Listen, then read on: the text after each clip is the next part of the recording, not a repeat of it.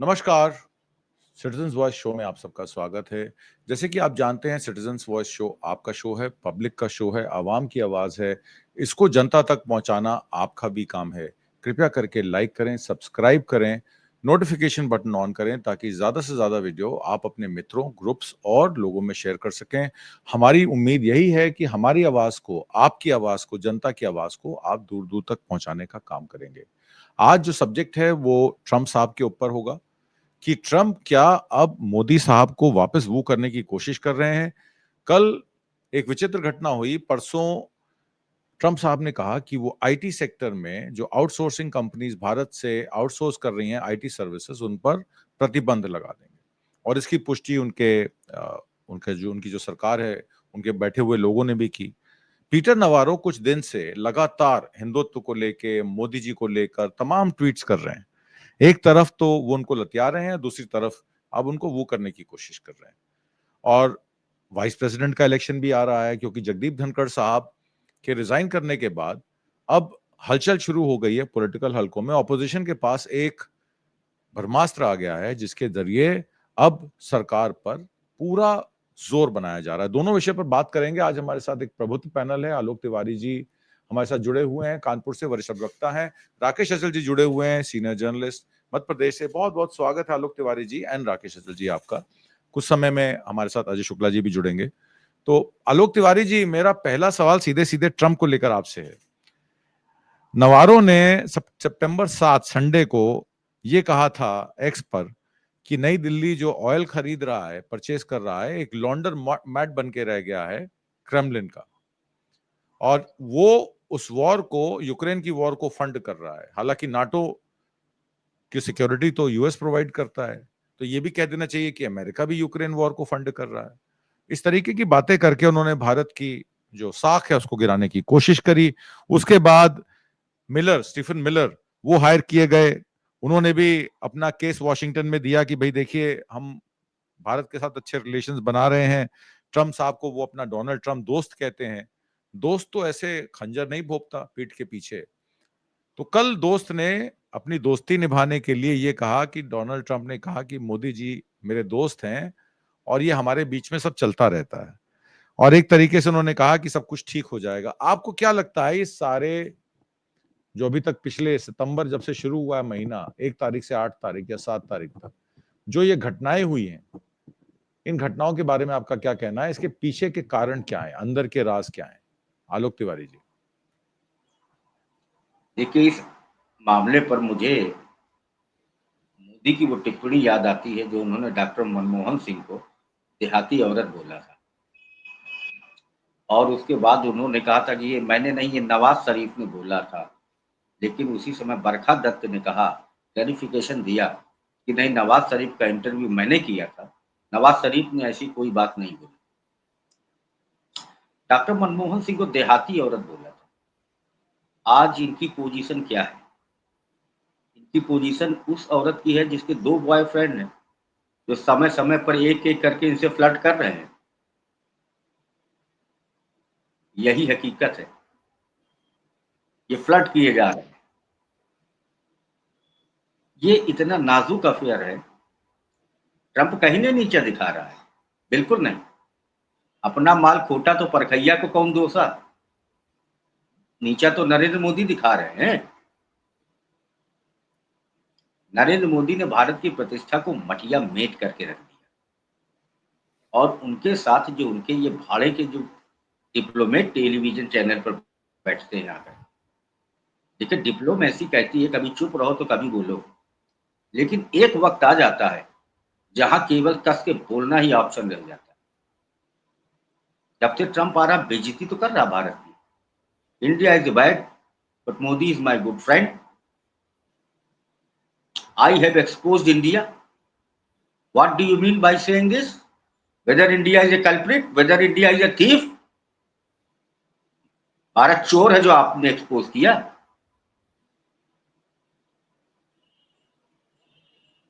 इन श्रीमान जी का हाल देखिए। एक ट्वीट आया, ये लपकली की भाई आशिक की चिट्ठी आई है, इसको पढ़ ले।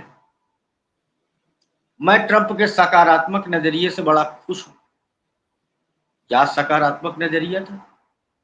3 बार हमारे देश के नौजवानों को, देश के नागरिकों को उन्होंने डिटेंशन सेंटर में डाल के ठंडा गौमांस खिला के हथकड़ी और बेड़ी लगा के भेजा। एक बार भेजने के बाद आप वहां गए, आप खड़े ऐसे ट्रंप के सामने जैसे कसाई के सामने बकरा। उसने कहा कि आपके देश के नागरिक हैं, इन्होंने कहा हैं, लेकिन आप ये नहीं कह सकते थे कि नहीं हम उनको अपने सम्मान के साथ बुलाएंगे। कोलंबिया के प्रेसिडेंट ने क्या किया, सेना का जहाज आया तो उसने लैंड नहीं करने दिया, उसने भेजा अपना सिविल एरोप्लेन भेजा और कहा कि हम अपने नागरिकों को सम्मान से बुलाएंगे और डंकी रूट से जाना कोई अपमान की बात है, हम इनको एडजस्ट करेंगे। यहाँ नेपाल के नागरिकों को भेजा जाता है, सिविल एरोप्लेन से भेजा जाता है। आप बोले, आपकी हिम्मत नहीं बोलने की, कोई हिम्मत नहीं है। देखिए साहब, ऐसा है, ट्रंप कह रहे हैं कि ऐसी बात है मोदी माई, वो तो कहेगा ही।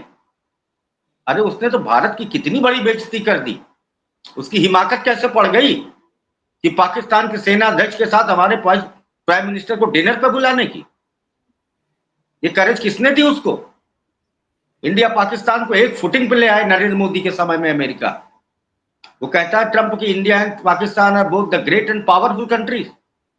वो कहता है Munir and Modi both are lovely. कैसे हिमाकत पड़ जाती उसकी। चाइना ने क्या ऑनर दिया, इक्वल फुटिंग पे ऑनर दिया पाकिस्तान को और नरेंद्र मोदी को, शहबाज शरीफ को और नरेंद्र मोदी को। आज एक वक्त था डॉक्टर मनमोहन सिंह के समय, जब भारत की तुलना चीन से होती थी कि हम चीन को कंपेयर करने के लिए आगे बढ़ रहे हैं। आज भारत की गिनती पाकिस्तान के साथ हो रही है। धीरे धीरे बांग्लादेश मालदीव की तरीके भारत गिना जाएगा। आपने उनको कंट्रोवर्ट नहीं किया अप्रोप्रिएट टाइम पर। एक तरफ ट्रंप सहलाता है, दूसरी तरफ नावारो क्या कहता है, ये यहां कहते हैं हर समस्या का जिम्मेदार नेहरू है।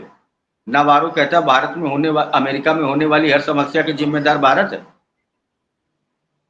अमेरिका के ट्रंप के जो मागा एलिमेंट्स हैं, वो भारत के लोगों को कहते हैं कि एलियंस है, इनको वापस भेजो, इनकी गंदी, इनके स्लम्स में ये ब्रश नहीं करते सुबह उठ करके।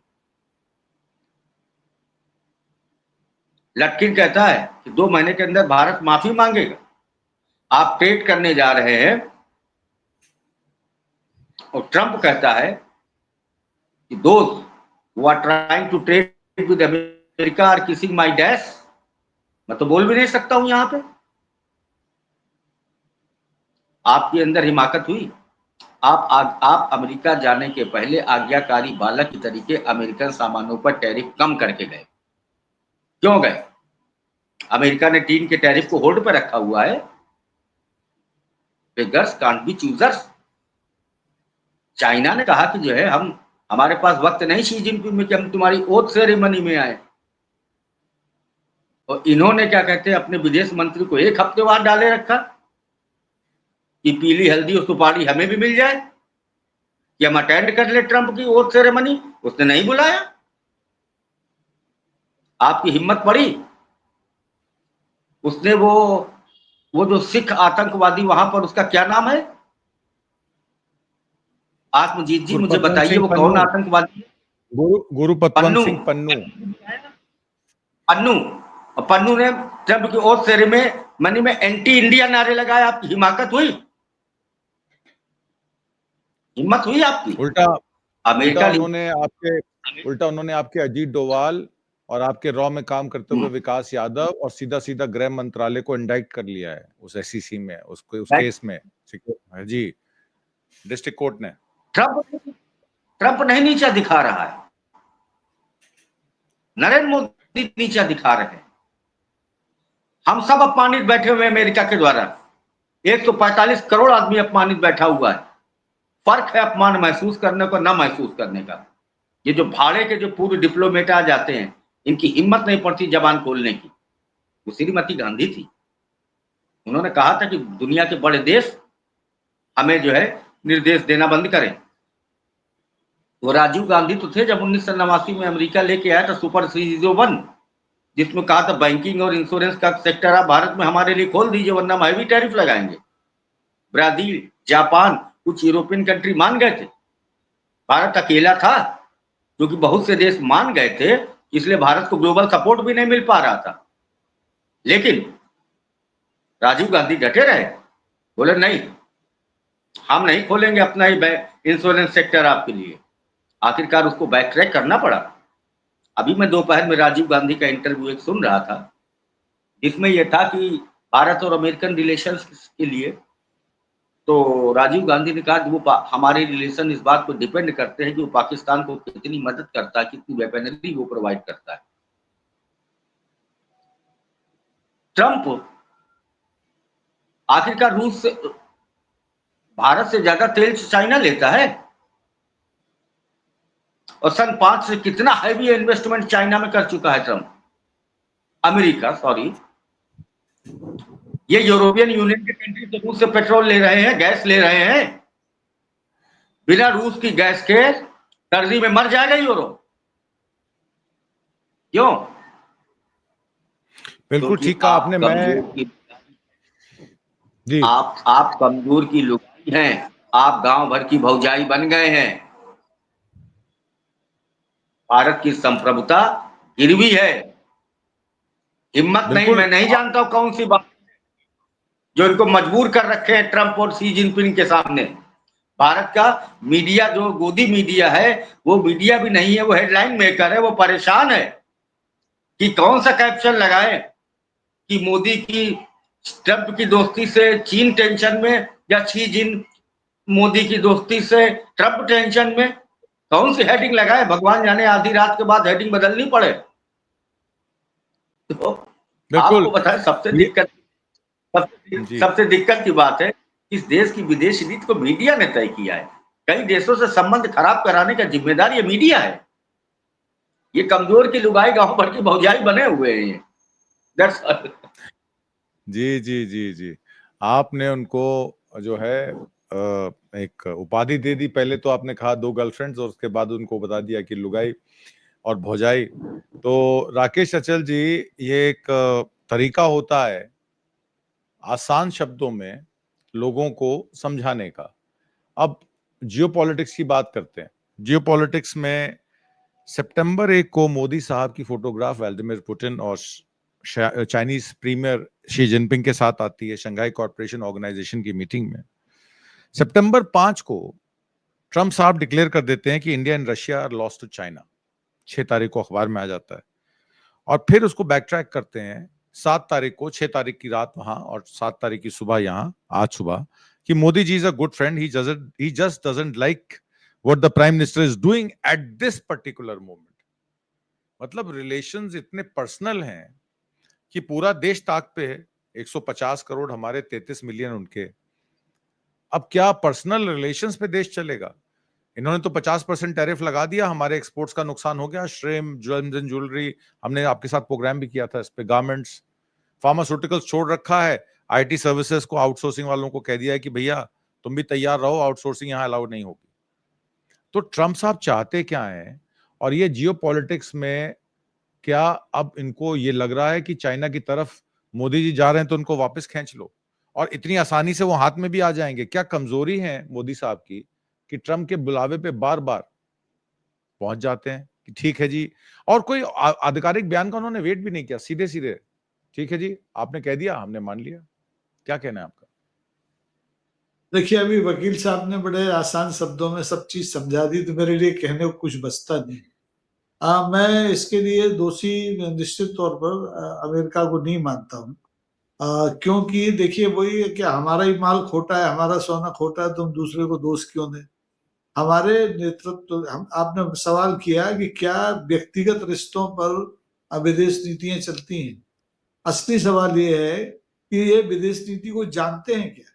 कि 11 साल से सत्ता में है, ये यही नहीं समझे कि किस देश की विदेश नीति उसके भविष्य को कैसे बनाती और बिगाड़ती है। ये तो इतने सौभाग्यशाली लोग थे कि ने एक बनी बनाई, परखी परखाई एक विदेश नीति मिली थी, जिस पर ये चलते रहते, तो कोई दुनिया की ताकत, चाहे ये ए हो, चाहे बी हो, चाहे सी हो, आपको आपके रास्ते से हिला नहीं सकती थी। आपके मान सम्मान को ठेस नहीं पहुंचा सकती थी, आपके देश की संप्रभुता पर उंगली नहीं उठा सकती थी। लेकिन इन्हें तो विदेश नीति आती नहीं, इन्हें तो एक ही नीति आती है, इस देश को हिंदू राष्ट्र कैसे बनाना। और वो उस पागलपन में ये विदेश नीति भूल गए, ये कूटनीति भूल गए और ये राजनीति भी भूल गए। देखिए, अमेरिका हो, चाहे भारत हो, चाहे चीन हो, चाहे कोई भी देश हो, व्यक्तियों के बदलने से नीतियों पर आंशिक फर्क पड़ता है। भाई मेरा एक अगर ढांचा है तो ये ढांचा यही रहेगा, बस ये रंग रूप बदल सकता है, सफेद के काले बाल हो सकते हैं, नाक छोटी की लंबी हो सकती है, लेकिन ढांचा एक ही रहेगा। तो हमने जो नॉन अलाइन मूवमेंट का नेतृत्व किया बरसों तक, भारत ने, आधी दुनिया उसमें शामिल थी। हमारे बाद जितने देश छोटे छोटे आजाद होते गए उस नॉन अलाइनमेंट मूवमेंट के छाते के नीचे खड़े होते रहे। तो ये एक व्यक्ति की भी ताकत थी और एक नीति की भी ताकत थी। लेकिन आपने उस नीति को छूत का क्या कहना चाहिए, पोथा समझ के एक तरफ फेंक दिया। आपको नेहरू के नाम से घिन आती है, आपको इंदिरा गांधी के नाम से घिन आती है। आपके लिए तो, आपकी दृष्टि में सब घटिया लोग हैं इस देश में, जितने भी नेशनल हीरो रहे वो किसी मतलब के नहीं थे। जो कुछ आता है इन्हें आता है। चलिए मान लिया आता है आपको, आपने 2014 से लेके 2025 तक किस फ्रंट पर क्या लाके इस देश को दे दिया, ये अगर ये गिना दें तो फिर मैं अमेरिका के बारे में भी बात करूं, चीन के बारे में भी बात करूं।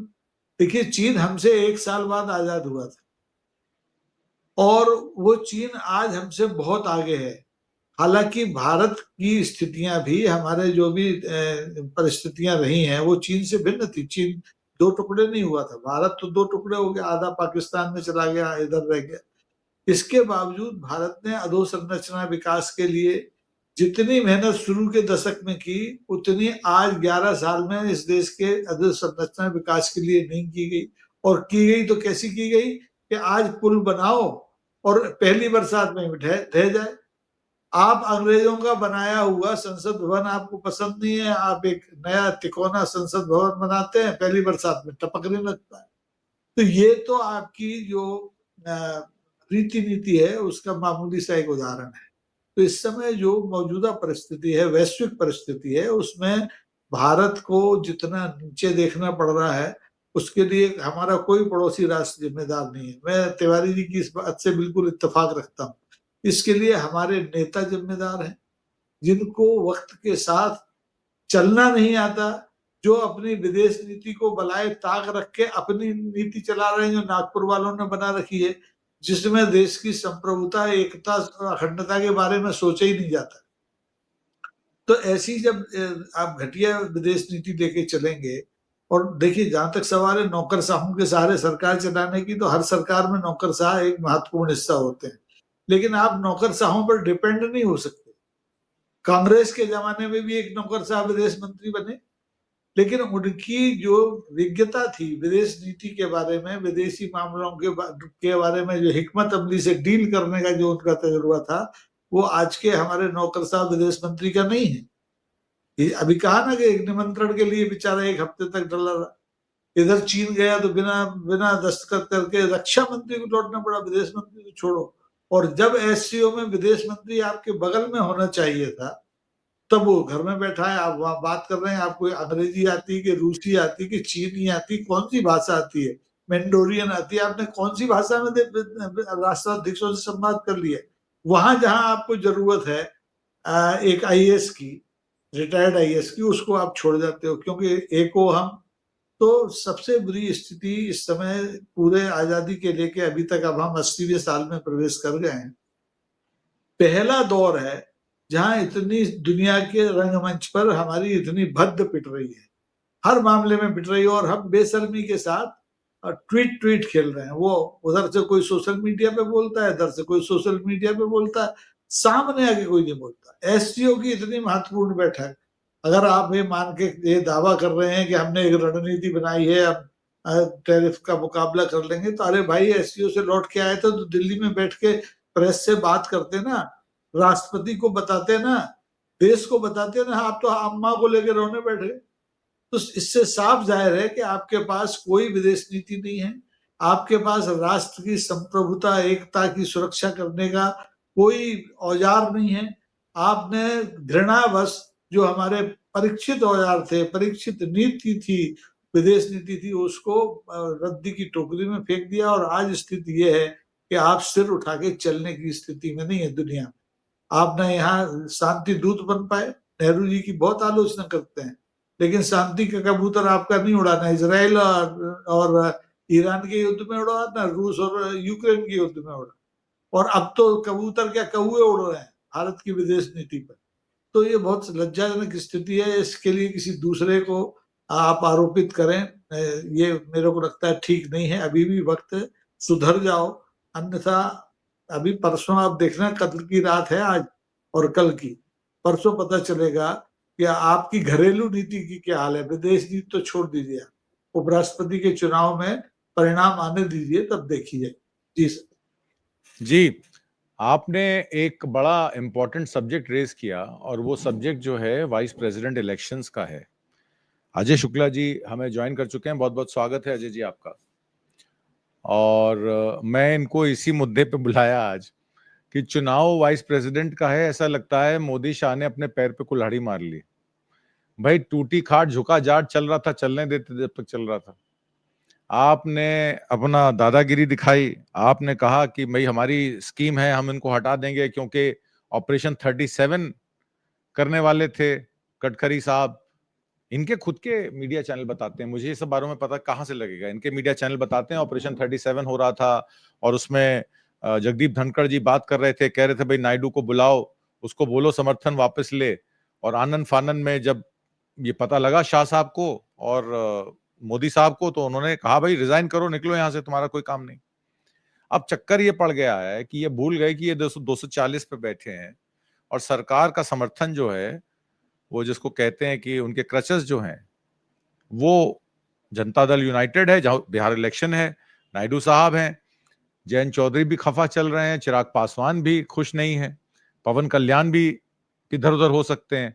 और दूसरी तरफ वाईएसआर रेड्डी ने कह दिया भाई हम तो जो कैंडिडेट है राधा कृष्णन जी वाइस प्रेसिडेंट के, उन्हीं को वोट करेंगे। अब टीडीपी के लिए धर्म संकट ये पड़ गया, उनकी विपक्षी पार्टी है ये, वो विपक्षी है, सत्ता इनकी है।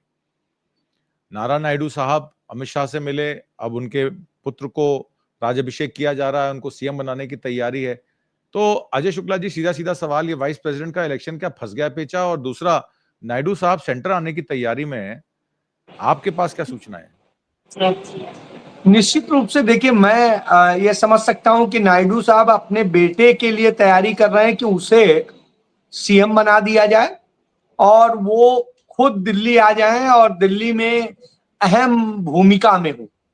और अहम भूमिका के लिए निश्चित रूप से बहुत सारी चीजें रचने की जरूरत है। तो उस दृष्टिकोण से उन्हें दिख रहा है कि यदि ऐसी स्थिति में कुछ ऐसा माहौल मिल जाए कि हमारे लिए उप प्रधानमंत्री या ऐसी कुछ, तो वो बार्गेनिंग का पूरा काम चल रहा है और वो मुझे लगता नहीं है कि उनका हल होता दिख रहा है। ऐसे में कहीं ना कहीं उपराष्ट्रपति पद के चुनाव में किस करवट बैठ सकता है या क्या हो सकता है, क्योंकि इसमें व्हिप तो जारी नहीं होता है।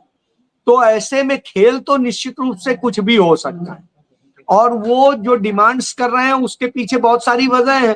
वो जान रहे हैं कि मेरी बैसाखी पर सरकार टिकी है, यदि हमने हिलाया तो वो भी गिरेगी, तो ये सरकार ही गिर जाएगी तो आपकी ईडी सीबीआई इनकम टैक्स क्या करेगी। तो इस बात को वो अपनी ताकत को पहचान रहे हैं और निश्चित रूप से उनकी ताकत बहुत बड़ी है, इसलिए मोदी उनसे घबराते हैं और इसलिए सारी चीजें और यदि ये भी जानते हैं इमारत की एक ईंट यदि निकली तो बाकी ईंटें अपने आप भरभरा के निकलेंगी और सब भाग खड़ी होंगी, क्योंकि नायडू का जिस तरीके से तमिलनाडु के मुख्यमंत्री रेवंत रेड्डी के साथ में रिलेशन है और हमने देखा है वहां के विधानसभा चुनाव के दौरान उन्होंने रेवंत रेड्डी का समर्थन किया था, तो खेल एकदम से पलट जाएगा और पलट जाएगा तो ये जो तमाम सारे विशेषज्ञ मान रहे हैं कि यदि ये खेल पलटा तो प्रधानमंत्री की कुर्सी भी जाएगी और भी बहुत सारी चीजें होंगी और फिर कांग्रेस भी गेम खेल सकती है। चौधरी चरण सिंह को इंदिरा जी ने प्रधानमंत्री बना ही दिया था।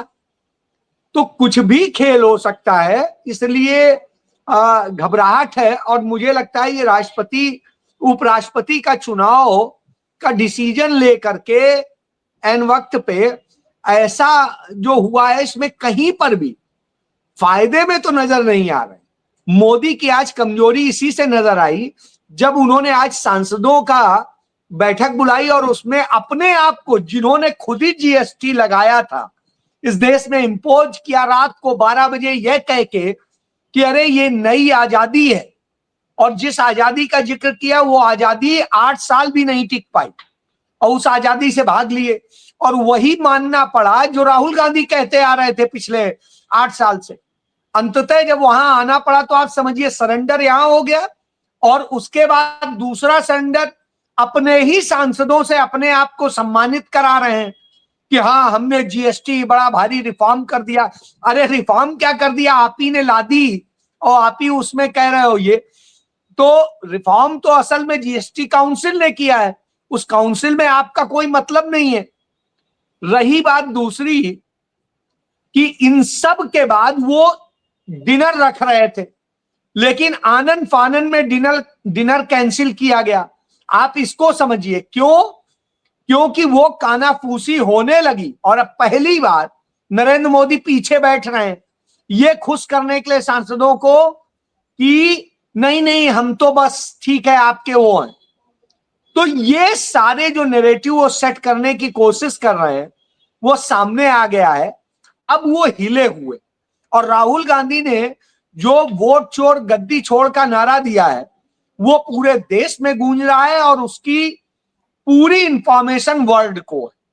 अब वैश्विक दुनिया में नरेंद्र मोदी को उस तरह से नहीं लिया जा रहा है जैसे उन्हें पहले लिया जा रहा था कि भारत के प्रधानमंत्री के तौर पे, एक मजबूत लीडर के तौर पे। आज पूरी दुनिया समझ चुकी है वो मजबूत नहीं है। 37% वोट के सहारे देश का प्रधानमंत्री है और वह वोट भी चोरी का है। तो ये सारी बातें सामने आ रही हैं। और जिस तरीके से चुनाव आयोग आचरण कर रहा है, बार बार डेटा देने में, जांच एजेंसी को भी डेटा देने में जो भाग रहा है, उससे ये प्रूव हो जाता है कि आरोप गलत नहीं है। तो ये नरेंद्र मोदी के लिए सेल्फ गोल सा दिखाई दे रहा है मुझे, और मुझे लगता है इससे बड़ा नुकसान होगा। जी जी जी जी जी आलोक जी, वोट चोरी के बारे में जो बात अजय शुक्ला जी ने की, मैं उस पर थोड़ा सा डिटेल में बात करूंगा आपसे।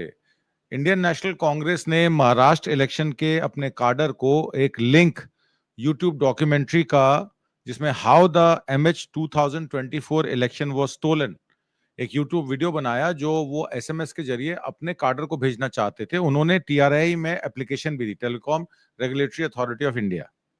अब आप मजे की बात सुनिए, उन्होंने कह दिया ये प्रोटेस्ट कंटेंट है, और ये बात क्लियर हो गई कि home ministry, TRI, election commission, ये सब इन सिंक काम कर रहे हैं। इतनी जो सिंक में काम करना या इतनी एफिशिएंसी से काम करना हमने तो कहीं नहीं देखा, ना हरियाणा के इलेक्शन में, ना महाराष्ट्र के इलेक्शन में।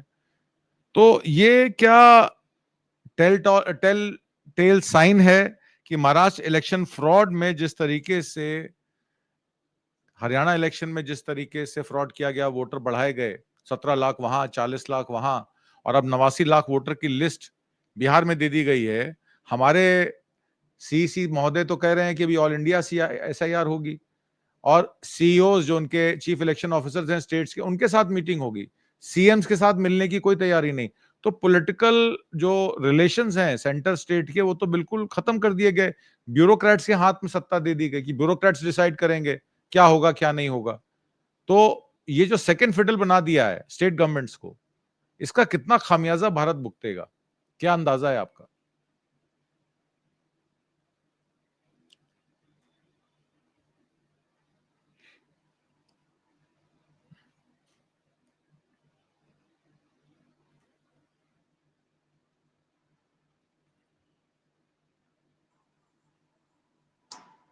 हाँ, देखिए ये साहब, ब्रिटिश हुकूमत हमारे यहाँ कैसे हुकूमत करती थी। गवर्नर्स और ऑफिसर्स के जरिए कोई डेमोक्रेसी थी क्या उस समय? ये वही तो करते हैं। अभी देख लीजिए सुप्रीम कोर्ट भी कैसा रवैया अख्तियार कर रही है तमिलनाडु के गवर्नर के द्वारा विधेयक रोके जाने के संदर्भ में। बड़ा चिंताजनक दिशा की तरफ बढ़ रही सुप्रीम कोर्ट, यानी चुनी हुई सरकारों के अख्तियार खत्म करके गवर्नर को एक डिफैक्टो चीफ मिनिस्टर बना देना। वही हाल यहाँ पर भी है, क्योंकि एक तरीके से वोटर लिस्ट की गार्ब में नेशनैलिटी चेक करने की बात है, without taking chief ministers in confidence. इस पर ब्लड शेड हो जाएगा, मैं आपको बता रहा हूँ। ये जाएं जरा बंगाल में करने, ये बंगाल में करने जाएं। महाराष्ट्र चुनाव का ताल्लुक जहां तक है, इन्होंने बिहार में वोट घटा रहे हो, महाराष्ट्र में वोट बढ़ा करके चुनाव जीता है इन्होंने। महाराष्ट्र में तो कांग्रेस को उतने ही वोट मिले थे लोकसभा के बराबर, लेकिन बढ़े हुए वोटों से बीजेपी जीती। जरा देखिए तो ताज्जुब, 4 महीने के बाद चुनाव होते हैं, कांग्रेस पार्टी जिसको 13 सीट मिली थी लोकसभा में, उसको 13 छके 78 होनी चाहिए। आप 6-7 कम कर दीजिए, चलिए 70 सीट होनी चाहिए, कांग्रेस को मिल रही 16 सीट। वहां तो जीते हुए विधायक को अपनी जीत पे एतबार नहीं था, वहां तो जनता भी निकल आई थी मॉक वोटिंग के लिए। देख लीजिए, आपको मैं एक बात बताऊं, आपको एक वाकया याद होगा, लाल कृष्ण आडवाणी, कुदरत इनको दिन दिखा रही है। एक बार डॉक्टर मनमोहन सिंह की सरकार में लाल कृष्ण आडवाणी ने कह दिया था कि it is an illegitimate government. बड़ा शोर शराबा हुआ था सदन में। आज आपके सामने खड़ी एक इलिजिटिमेट गवर्नमेंट। बनारस से चुनाव हार गए थे, हार गए थे ये। मैंने एक बयान सुना था बीजेपी के नेता का, कोई मिश्रा था, वो कह रहा था मोदी जी चुनाव हार रहे थे और आश्चर्यजनक तरीके से बिजली गई, मोदी जी चुनाव जीत गए। 79 सीटों का खेल है करीब, और जो एडीआर ने जो रिट दाखिल करी है, उन्होंने कहा कि 5 सीट ऐसी थी, 1 सीट गुजरात की और 4 सीट केरला की छोड़ करके भारत में किसी भी सीट पे सही काउंटिंग नहीं हुई। एक इलिजिटिमेट गवर्नमेंट काम कर रही है। चुनाव के बाद नरेंद्र मोदी भाजपा संसदीय दल के नेता नहीं चुने गए, आनंद फानंद उन्होंने एनडीए का संसदीय दल बना लिया। ये कानूनी ड्रॉबैक्स हैं। और दूसरा, इनका पूरा पॉलिटिकल कैरियर क्वैश हो सकता है अगर बिहार में इनके गुजरात में इनके एफिडेविट चेक किए जाए, जो अपने इन्होंने मैरिड लाइफ के बारे में दिए थे और जो शैक्षिक योग्यता के बारे में प्रधानमंत्री पद पर दिए हैं इन्होंने लोकसभा में। प्रधानमंत्री पद के लिए तो कहाँ कोई आवेदन होता, वो तो चुना जाता है। वहां चुनाव लड़ने का जो आवेदन था उसके साथ ऐसे आदमी से आप आशा क्या करते? मैंने कहा था न, सन 14 में मैं इनको जानता था शुरुआत से। मैंने लोगों से कहा था ये आदमी ना इकोनॉमी लायक है ना फॉरेन पॉलिसी लायक। जरा देखिए तो इसका दिमागी जापान की सुजुकी कंपनी के उद्घाटन पे आप खड़े हुए हैं और वहां कहते हैं कि जो है हमने हमें जो है रुपया चाहे जहां से आए, डॉलर से आए, पाउंड से आए, काली कमाई आए, गोरी कमाई आए, लेकिन पसीना मेरे खून का बहना चाहिए। तो जनाब काली कमाई के नाम पर ये डिजास्टर्स एक्शन नोटबंदी क्यों ले डाला था तुमने? नोटबंदी क्यों कहा था? नोटबंदी जरूरी थी। कोई मानसिक रूप से बीमार आदमी ही नोटबंदी का समर्थन कर सकता है। नोटबंदी चाइना के लिए की गई थी। देखिए, इंग्लिश में एक कहावत है, आत्मजीती, to kill 2 birds with 1 stone. लेकिन Narendra Modi killed 3 birds with 1 stone नोटबंदी में। अव्वल तो भारत को मैन्युफैक्चरिंग में चाइना से बहुत पीछे खड़ा कर दिया ला करके। मैंने एक मैगजीन का रेफरेंस देता हूँ, इंटरनेशनल मैगजीन है इकोनॉमिस्ट। उसने 2010 में कहा था in coming 10 years how Indian growth will out space Chinese growth. 10 के आसपास ही तो ये अन्ना रामदेव वगैरह सब 2G के आंकड़े पाकड़े सब किए गए थे। दूसरी चीज, भीषण मनी लॉन्ड्रिंग। अरुण शौरी ने खुद कहा था 9-10 लाख करोड़ की मनी लॉन्ड्रिंग थी, शायद इससे भी ज्यादा थी। तीसरी बर्ड मारी इन्होंने, जो गोलवलकर का इकोनॉमिकल मॉडल कहता है, जो सामंती सोच का है कि 95% आदमी को गरीब कर देना चाहिए। फाका कसी तो वहीं से शुरू हुई। 6 लाख एमईएस सेक्टर मर गए, बेरोजगारी इतनी ज्यादा हो गई है और फाइनेंशियल डिस्पेरिटी कॉलोनियल एज में पहुंच गई है। He killed 3 bird with 1 stone. कहाँ गए? 50 दिन बाद आए किसी चौराहे पर आप, देश की जनता चौराहे पर इंतजार कर रही। तो जिस प्रधानमंत्री का कोई कौलोफैल नहीं है, I we have got the most non credible prime minister. तभी आपने बात करी थी जो अचल जी ने कि आप आए थे, आपका कोई पॉलिटिकल कैरेक्टर है? आप चाइना से लौट के आए, आप वहां पर क्या कर रहे हैं जहां आपको अपने अचीवमेंट्स एससीओ की बैठक पे बताने चाहिए। जापान में कौन सा तीर मारा आपने? आप कहाँ बैठ करके ये अपने माँ को लगा रहे पॉलिटिकल स्टेक में? जरा पीछे की बैकग्राउंड देखते, वहां तिरंगा लगा हुआ था। वहां प्राइम मिनिस्टर ऑफिशियल कंडीशन में बैठता है, वहां पर हमारा विदेश सचिव बैठ के ब्रीफ करता है, वहां बैठ के आप ये घिनौनी हरकत कर रहे हैं, अपनी माँ को राजनीतिक स्टेक दे रहे हैं।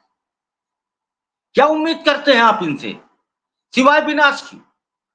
डॉक्टर मनमोहन सिंह की बात, एक ऋषि जैसा प्रधानमंत्री, उसकी बात सही साबित हुई है कि विनाशकारी प्रधानमंत्री साबित होंगे, साबित हो चुकी है। इनसे होप रखने वाले व्यक्ति को मैं देश का दुश्मन ही कहूंगा। That's all. बहुत बहुत धन्यवाद आलोक तिवारी जी आपका। मैं अब सीधे सीधे राकेश अचल जी के पास आता हूँ। राकेश अचल जी, ये जो डांस हो रहा था ड्रैगन और एलिफेंट का, इसमें कोई समानता नहीं थी। मतलब ड्रैगन एलिफेंट के डांस में मुझे लगता है कि एलिफेंट जो है वो पीछे रह गया।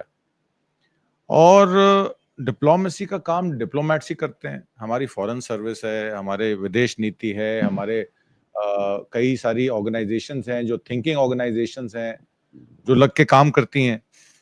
एक तरफ तो क्वाड है जिसमें हमने कहा कि मैंने प्रोग्राम्स किए हैं पहले भी इस पर कि हम इंडो पैसिफिक में पोर्ट्स बनाएंगे। मॉरिशस गए, मालदीव्स गए। मालदीव्स में तो पूरा रक्षा मंत्री अजीत डोभाल साहब, एक्सटर्नल अफेयर्स मिनिस्टर, सब ये लोग जाके वहां पे बातचीत करके आए।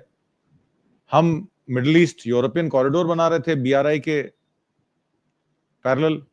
हमने तो पंगा ले लिया उनके साथ एक तरीके से कि हम बीआरआई ज्वाइन नहीं करेंगे, हम अपना मिडिल ईस्टर्न यूरोपियन कॉरिडोर बनाएंगे, क्योंकि माय फ्रेंड डोनाल्ड ट्रम्प जो हैं वो ये पूरा संभव कर देंगे इस बात को। और दूसरी तरफ हमारी आत्मनिर्भरता चाइना के इंपोर्ट पर है। $114 बिलियन का इंपोर्ट हमारा चाइना से आता है। तो एक तरफ हमारा ट्रेड सरप्लस है, पहले 10 कंट्रीज में सबसे ज्यादा ट्रेड सरप्लस अमेरिका के साथ था, और चाइना से हमारा सबसे बड़ा ट्रेड डेफिसिट था, क्योंकि हम चाइना से इंपोर्ट करते हैं और अमेरिका को अपना भारत का माल एक्सपोर्ट करते हैं। तो एक तरीके से हम फंस गए लार्जेस्ट इंपोर्टर और लार्जेस्ट एक्सपोर्टर कंट्री में। अब जैसे कि मैंने पहले प्रोग्राम में कहा, ट्रम्प साहब और मोदी साहब अपने इंस्टिंक्ट पे चलते हैं। ये लोग, आपको याद होगा मोदी साहब ने कहा था मैं तो फाइलें ऐसे देखता हूं और स्कैन कर लेता हूं अपने दिमाग में, पढ़ता नहीं हूं मैं फाइलों को। तो ट्रम्प साहब भी सुबह उठते हैं, वो क्या बोलने वाले हैं ये उनके सेक्रेटरी ऑफ स्टेट को भी नहीं पता, ट्रेड वाले को कुछ पता है ना, सेक्रेटरी ऑफ स्टेट को कुछ पता है कि वो क्या करने वाले हैं। तो मेरा सवाल सीधा सीधा आपसे ये है कि ये पर्सनल डिप्लोमेसी जो है ये भारत को तो बहुत नुकसान पहुंचा रही है।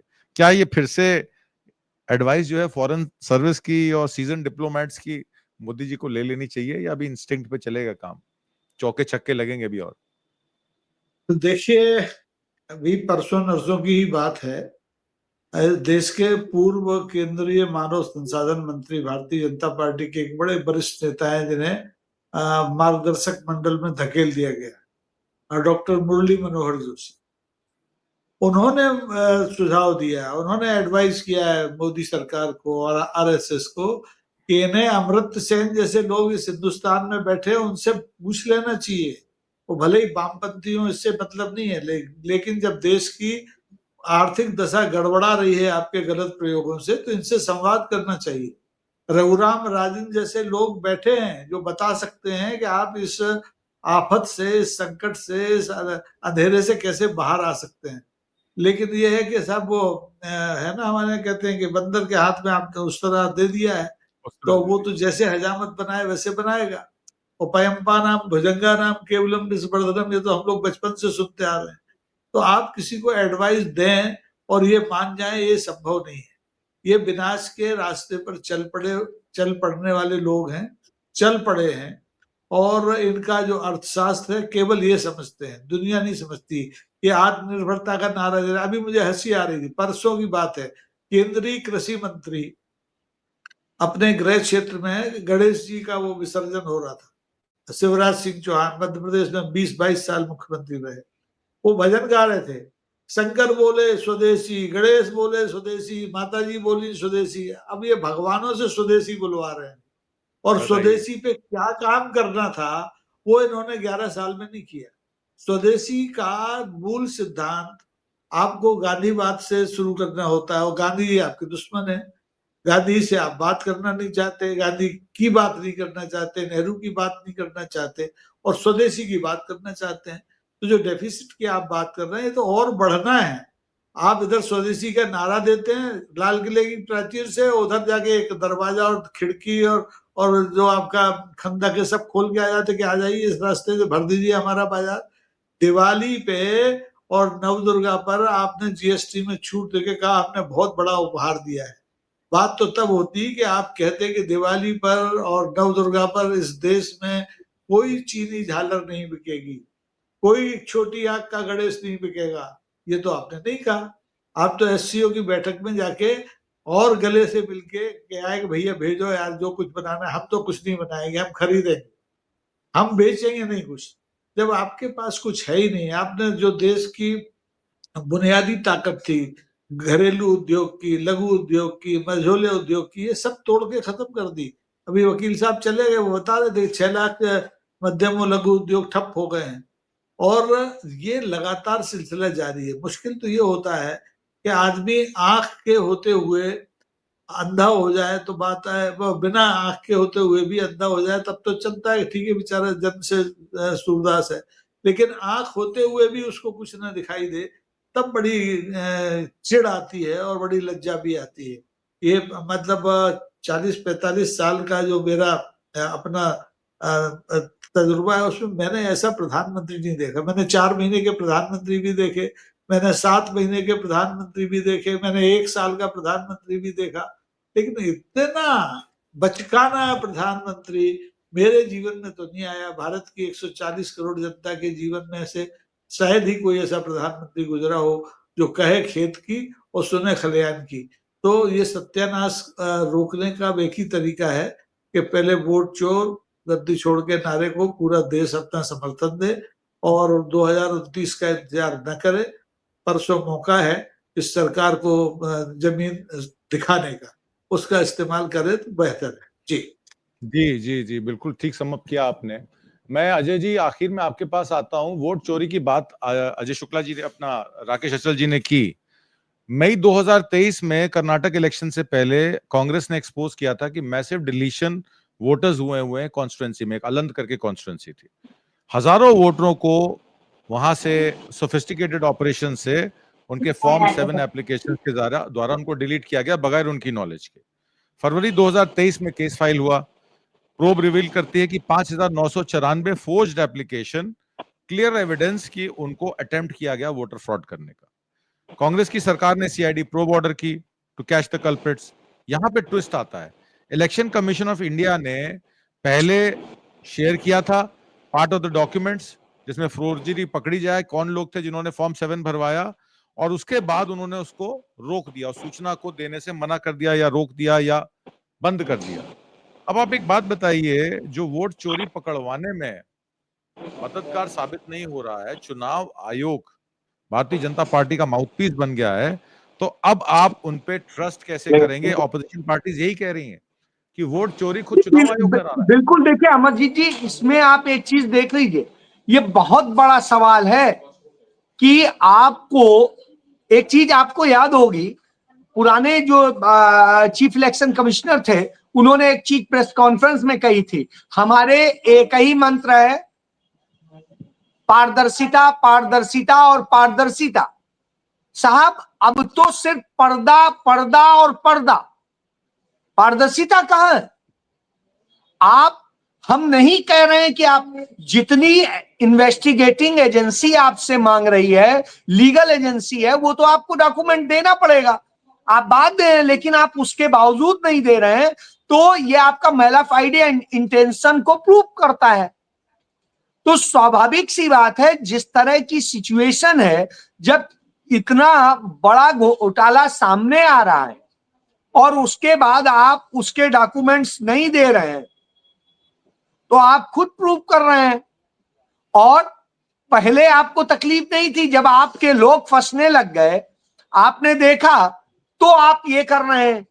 इसलिए असल में ये अपने आप में दिखाता है कि यही सारी बातें तो अपने आप में प्रूव कर देती हैं कि राहुल गांधी ने बिल्कुल सही कहा था, वोट चोर। यदि एक बात बताइए, आप चोर नहीं है, हम चोर नहीं है, तो हम कहेंगे आओ जो कुछ देखना है देख लो, जो तुम्हें लेना है ले लो। लेकिन यदि हम चोर हैं तो हम छिपाएंगे, हम कहेंगे नहीं ये देंगे, ये नहीं देंगे, ये नहीं दिखाएंगे, ये करेंगे। अरे भाई क्यों नहीं? ये आपकी पर्सनल प्रॉपर्टी नहीं है, ये प्रॉपर्टी है कंट्री की, और इस पर कंट्री का पूरा राइट है। और कंट्री की एक जांच एजेंसी यदि उसके पेपर्स मांग रही तो आप क्यों नहीं दे रहे? स्वाभाविक सी बात है, और यही हुआ है।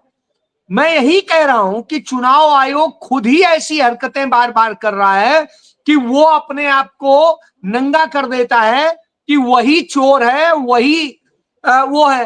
तो जब आप इस तरह से करेंगे तो फिर आप कहें आरोप लगाया गया, नहीं, आरोप नहीं लगाया गया। ये सच्चाई है कि आप भारतीय जनता पार्टी के असल में आयोग हो गए हैं, ना कि भारत के आयोग। टीएन सेशन का वह इंटरव्यू आज भी याद आता है, और उसमें बड़ा साफ उन्होंने कहा था, उन्होंने तो भारत सरकार के चुनाव आयोग होने से इनकार कर दिया था। उन्होंने कहा था हम भारत के चुनाव आयोग हैं, भारत सरकार के नहीं है। आज ये स्थिति है कि भारत के भी नहीं है, सरकार के भी नहीं है, हम तो सिर्फ भारतीय जनता पार्टी के हैं। तो साहब जब यह स्थिति हो तो आप उससे क्या उम्मीद करेंगे? आप ये मान के चलिए, भारत की मौजूदा जो हालात हैं, उन हालात में जिस तरीके से उन्होंने किया है वो दुर्भाग्यपूर्ण है, और यह हमारे लिए शर्मनाक है कि हम उस कंट्री में हैं जहां इस तरह के चोरों के हाथ में सत्ता है और चोर हमारे अंपायर। जी बिल्कुल, आपने इसको सम अप कर दिया कि जिनसे हमें वफा की उम्मीद है वो नहीं जानते वफा क्या है, तो वो वफा दिखाएंगे कहाँ से जब वो खुद सत्ता पे काबिज हैं। और तमाम और इंस्टीट्यूशंस का, चाहे वो सुप्रीम कोर्ट हो, चाहे वो इलेक्शन कमीशन ऑफ इंडिया हो, चाहे वो मीडिया हो, इन सब चीज़ों में कहीं ना कहीं बहुत सारे लोगों को डरा धमकाकर, किसी को पैसे का प्रलोभन देकर, किसी को आफ्टर रिटायरमेंट जो है बेनिफिट्स देकर, इसमें उनको रिझाया जा रहा है। इस बात का अंदाजा आप यहां से लगा सकते हैं कि महिलाओं के प्रति इन्होंने पहले पार्लियामेंट जब इनॉग्रेट की थी, पहला बिल पास किया था महिला आरक्षण बिल, और इस समय सुप्रीम कोर्ट में एक ही महिला है जो सिर्फ 1 महीने के लिए सुप्रीम कोर्ट की चीफ जस्टिस बन सकती हैं, बीवी नागरत्ना। और उसके बाद पिछले 4 चीफ जस्टिस ने किसी महिला जज को सुप्रीम कोर्ट में अपॉइंट ही नहीं किया। और आज मैं एक प्रोग्राम में था, सोशल जस्टिस का प्रोग्राम था वो, उसमें हमारे जस्टिस, चीफ जस्टिस आत्मजीत जी, इस जगह मैं जरूर इंटरवीन करना चाहूंगा। आप एक चीज देखिए, मौजूदा दौर में हम बड़ी उम्मीदें कर रहे थे कि मौजूदा चीफ जस्टिस कुछ ऐसा करेंगे कि शायद जो एक बेहतर संदेश दें, और जो खुद कह रहे थे हम इस संविधान के बूते इस जगह पहुंचे और डॉक्टर अंबेडकर और गांधी सबको याद करते थे। आज स्थिति है, शर्मनाक है कि उन्होंने अभी हाल के दिनों में पहली बार भारत में यह भी हुआ कि कॉलेजियम में सहमति नहीं थी बहुमत के फैसले से, जबकि कॉलेजियम में बहुमत से नहीं होता था फैसला, बहुमत के फैसले से एक व्यक्ति को सुप्रीम कोर्ट लाया गया, और वो भविष्य का चीफ जस्टिस है। वो इस तरीके से किया गया, और बदले में उसमें एक दूसरे तरह से रिश्वत ली जाती है, आप कह सकते हैं वो कि हाँ साहब हमारे बंदे को कर दीजिए। तो ये कहीं ना कहीं दिखाई देता है कि जुडिशियरी से भी आज हम कोई बहुत बड़ी उम्मीद कर रहे हो तो हमारे लिए कुछ बचा नहीं। जी, तो मैं आज पुराने सीजीआई, हमारे पहले सीजीआई रहे हैं बालाकृष्णन साहब, और सुरेश कैद साहब मध्य प्रदेश हाई कोर्ट के चीफ जस्टिस, आज उनके साथ एक प्रोग्राम में मैं बैठा था, तो मुझे सुरेश कैद साहब बता रहे थे, जस्टिस सुरेश कैद बता रहे थे, यहीं रहते दिल्ली में, मुझे कहते आपको पता है 1100 जजेस में आपके SC ST के कितने जज हैं? कहते 33। कहते हैं और टोटल बैकवर्ड कास्ट मिला लीजिए, टोटल बैकवर्ड, ओबीसी छोड़ दीजिए, टोटल बैकवर्ड के 90 जज भी नहीं है, 93 जज, उन्होंने लिस्ट मुझे बताया, उन्होंने स्टडी किया, कहते हैं 18% हम लोगों को हिस्सेदारी हमारी नहीं है। तो आप क्या उम्मीद करेंगे? लोअर स्टाफ तो आप छोड़ दीजिए, जब जजेस में आप आरक्षण जो है वो उसका कम से कम कुछ पायदान तो होना चाहिए ना, कि अगर आप 50% आरक्षण देते हैं तो कम से कम 40%, 50% कुछ तो नंबर दीजिए। और कांग्रेस की सरकारें देती आई हैं, उन्होंने कहा कांग्रेस की सरकारें देती आई हैं। और हम लोग, ये वो जस्टिसेस हैं जिनके हम लॉ बुक में इनके फैसलों को पढ़ के समझते हैं, कुछ सीखते हैं संविधान के बारे में, कॉन्स्टिट्यूशन के बारे में। ये एक बड़ा सीरियस विषय है, इस पर हम लोग अजय जी एक डिलिब्रेशन करेंगे एक दिन। कैद साहब को मैं रिक्वेस्ट किया आज, उनको किसी दिन बुलाऊंगा मैं, और इस पर हम लोग कार्यक्रम करेंगे। जी, आज की परिचर्चा में भाग लेने के लिए और बहुत सारी महत्वपूर्ण जानकारियां देने के लिए बहुत बहुत धन्यवाद, शुक्रिया, नमस्कार, थैंक यू सर, जय हिंद।